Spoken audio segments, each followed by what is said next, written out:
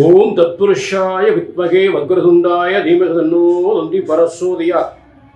குரு பிரம்மா, குரு விஷ்ணு, குரு தேவோ மகேஸ்வராய. அனைவருக்கும் கோடான கோடி நமஸ்காரங்களை தெரிவித்துக் கொள்கிறேன்.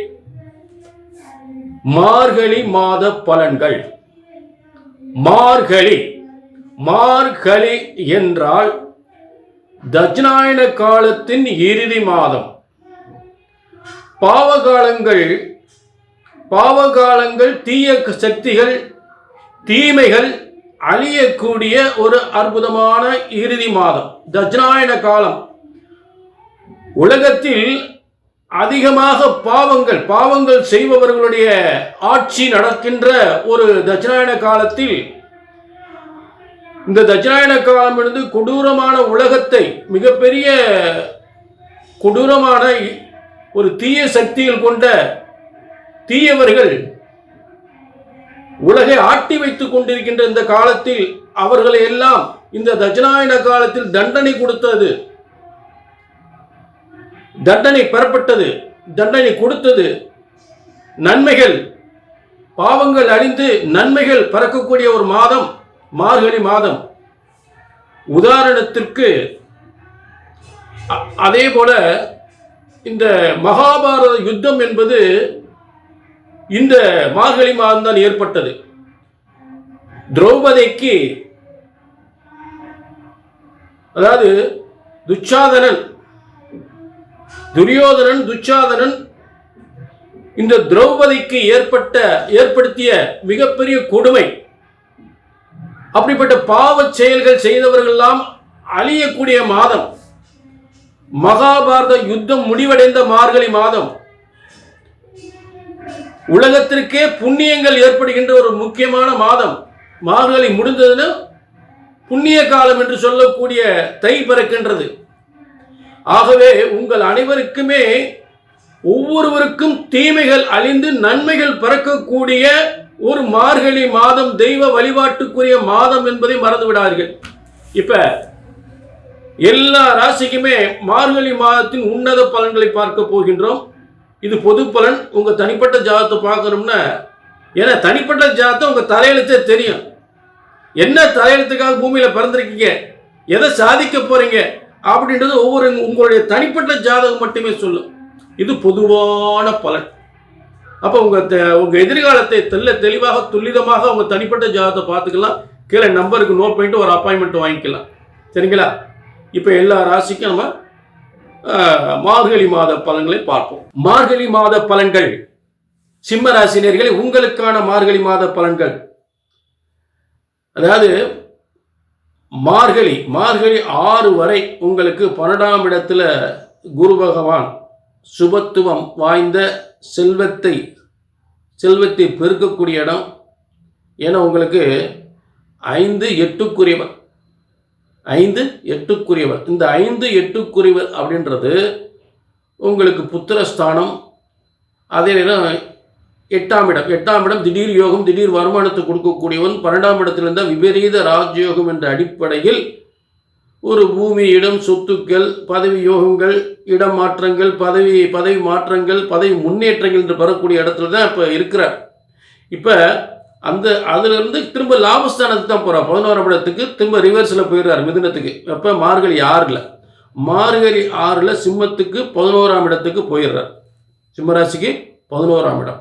அது நல்ல ஸ்தானம் தான். அதில் நல்ல வெற்றி ஸ்தானம் சொல்லக்கூடிய தனம், லாபம், பதவி யோகம், வருமான முன்னேற்றம், தொட்டதெல்லாம் வெற்றி என்ற அடிப்படையில் இந்த மார்கழி மாதத்தில் உங்களுக்கு 6ஆம் தேதி அவருடைய யோகங்களை அதிகப்படுத்துவதற்காக பின்னோக்கி மிதுனத்துக்கு போயிடுறார். அப்போ அதே நேரம் இந்த புத்தாண்டு பலன்களில் உங்களுக்கு அடுத்து திரும்ப 12ஆம் இடத்துக்கு தான் வர்றார். இந்த புத்தாண்டு தொடங்க போகுது மார்கழி 17 திரும்ப உங்கள் 12ஆம் இடத்துக்கு தான், 12ஆம் இடத்துக்கு உச்சம் பெற்று தான் உங்களுடைய லட்சியங்கள், கனவுகள், ஆசைகளை நிறைவேறக்கூடிய இடத்துல வர்றார். புரிஞ்சுட்டீங்களா? அப்போ திரும்ப புத்தாண்டில் அங்கே வந்துடுறார். அது எப்போன்னு கேட்டிங்கன்னா உங்களுக்கு மே மாதம் வரும். அப்போ இந்த 2026 இப்படிப்பட்ட யோகங்கள்லாம் இருக்குது. அதை புத்தாண்டு பலன்களை இப்போ விரிவாக பார்க்கலாம்.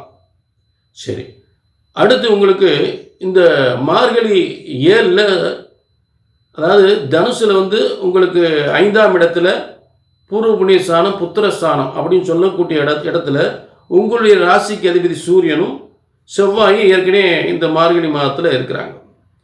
அடுத்து அங்கே போய் யார் உட்கார்றா அப்படின்னு பார்த்தோம்னா மார்கழி 7ல் சுக்கிரன் முதல்ல போய் உட்காந்துறார். சுக்கிரன் யார்? உங்களுக்கு 3-10க்குரியவர். 3-10க்குரியவர்னா பிள்ளைகளுக்கு பொறுப்பு ஒப்படைக்கிறது, பிள்ளைகளுக்கு ஒரு முதலீடு செஞ்சு கொடுக்குறது, பிள்ளைகளுக்காக தொழிலை உருவாக்கி கொடுக்குறது, பிள்ளையுடைய வாழ்க்கையை முக்கியத்துவமாக கருதி அவங்களுக்கு என்னென்ன செய்யணுமோ அதெல்லாம் செய்யக்கூடிய ஒரு காலம். புரிஞ்சுட்டிங்களா? ஆக வாகன யோகங்கள், சொத்து யோகங்கள், பதவி யோகங்கள் அப்படின்னு சொல்லக்கூடிய ஒரு முன்னேற்றங்கள் பெறக்கூடிய காலம். இந்த சுக்கிரன் போய் அந்த இடத்துல சூரியனோட சேர்ந்து செவ்வாயோட சேர்ந்து இருக்கிறது. பூமி யோகமும் வாகன யோகமும் சொத்து யோகமும் பெறக்கூடிய பதவி யோகம். அடுத்து மார்கழி 10. இந்த மார்கழி 10ல் புதன் அங்கே போய், அதாவது உங்களுக்கு 11ஆம் அதிபதி 2-11க்குரியவர், அவர் 5ல் உட்காந்து, அப்போ பெரிய அதிர்ஷ்டத்தை ஏற்படுத்தும். அதாவது 2-11க்குரியவர், 2-11 வாக்கு, கல்வி, வியாபாரம், வருமானம், லாபம், இத்தனைக்கு வாக்கு, கல்வி, பதவி, வருமானம் என்று சொல்லக்கூடிய இதுக்கெல்லாம் லாபத்தை தரக்கூடிய, வெற்றியை தரக்கூடிய 2-11ஆம் அதிபதியாகி குருவின் வீட்டில் உட்கார்ந்து மேலும் மிதுனத்தில் இருக்கிற குருவால் பார்க்கப்படுகின்ற அற்புதமான யோகம். இந்த மார்கழி இப்படி சிறப்பாக அமைஞ்சிருக்கு. அந்த மார்கழியே புத்தாண்டும் பிறக்க போகுது. இது புத்தாண்டுடைய விரிவு சிறந்த பலன்களை நம்ம விரிவாக பார்க்க போகிறோம். புத்தாண்டு பலன்களை, உங்களுடைய யோகங்கள், உங்களுடைய சிறந்த பலன்களை புத்தாண்டு பலன்களாக நம்ம விரிவாக தெளிவாக பார்க்க போகிறோம்.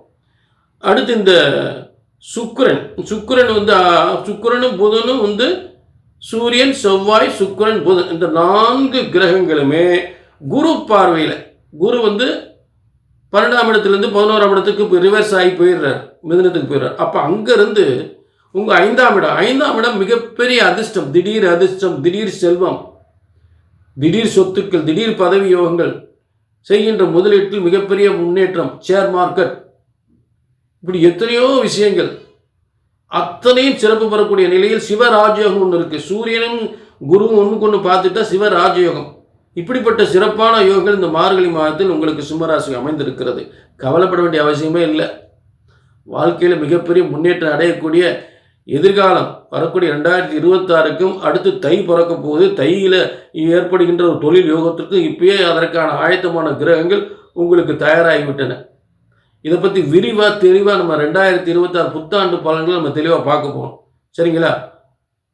சரி, இதுதான் வந்து இந்த மார்கழி மாதத்தில் உள்ள கிரக மாற்றங்கள். அதுக்கான விளக்கம் மட்டும் உங்களுக்கு கொடுத்துருக்கேன். அடுத்து தெளிவாக 2026 புத்தாண்டு பலன்கள் நம்ம தெளிவாக பார்க்கலாம். சரிங்களா? உங்கள் தனிப்பை எல்லாமே இது வந்து பொதுவான பலன் தான். நீங்கள் என்ன செய்ய போகிறீங்க, 2026 என்ன சாதிக்க போகிறீங்க அப்படின்றத உங்கள் தனிப்பட்ட ஜாதகம் மட்டுமே சொல்லும். அதில் மாற்று கருத்தே இல்லை. இது பொதுவான பலன். புரிஞ்சுக்கிட்டீங்களா? ஆக உங்களுடைய தனிப்பட்ட ஜாதகத்தை பார்க்கணும்னா கீழே நம்பருக்கு நோட் பண்ணிக்கங்க, ஒரு அப்பாயின்மெண்ட் வாங்கிக்கோங்க. சரிங்களா? மீண்டும் ஒரு நல்ல நிகழ்ச்சியில் சந்திக்கும் வரை உங்களிடம் இந்த விடைபெறுவது 18 சித்தர்கள் முனிவர்கள் உருவாக்கிய சித்தர் வாக்கு ஜோதிடர் பாலச்சித்தர். நன்றி, வணக்கம்.